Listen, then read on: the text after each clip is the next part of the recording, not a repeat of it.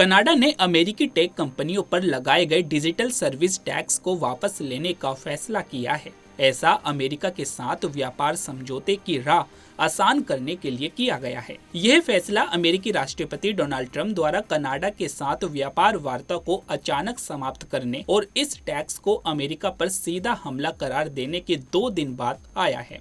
Canada के वित्त मंत्री फ्रांसवा फिलिप शैम्पेन ने रविवार को घोषणा की कि डीएसटी को हटाने से दोनों देशों के बीच व्यापार वार्ता को फिर से शुरू करने और 21 जुलाई तक एक व्यापक समझौते तक पहुंचने में मदद मिलेगी। कनाडा ने 2020 में डिजिटल सर्विस टैक्स की घोषणा की थी, जिसका उद्देश्य उन बड़ी टेक कंपनियों पर 3% कर लगाना था जो कनाडाई उपयोगकर्ता से राजस्व अर्जित करती है, जैसे अमेजन, गूगल, मेटा, उबर और एयरबीएनबी। यह टैक्स 30 जून 2025 से लागू होने वाला था। हालांकि ट्रंप ने इसे अमेरिकी कंपनियों के खिलाफ प्रत्यक्ष हमला बताते हुए शुक्रवार को अपने social media platform truth social पर कनाडा के साथ सभी व्यापार वार्ताओं को तत्काल समाप्त करने की घोषणा की थी। उन्होंने कनाडा को व्यापार के लिए मुश्किल देश करार दिया और 7 दिनों के भीतर नए टैरिफ की धमकी दी। ट्रंप ने यह भी कहा कि यह टैक्स अमेरिकी टेक कंपनियों को अरबों डॉलर का नुकसान पहुंचाएगा। ट्रंप के कड़े रुख और व्यापार वार्ता रद्द होने के बाद कनाडा सरकार ने दबाव में आकर डिजिटल सर्विस टैक्स को रद्द करने का फैसला लिया। वित्त मंत्री शैम्पेन ने सोशल मीडिया पर कहा कि डीएसटी को हटाने से व्यापार वार्ताओं में महत्वपूर्ण प्रगति होगी और यह दोनों देशों के लिए रोजगार सृजन और समृद्धि को बढ़ावा देगा। कनाडाई प्रधानमंत्री मार्क कार्नी ने भी पुष्टि की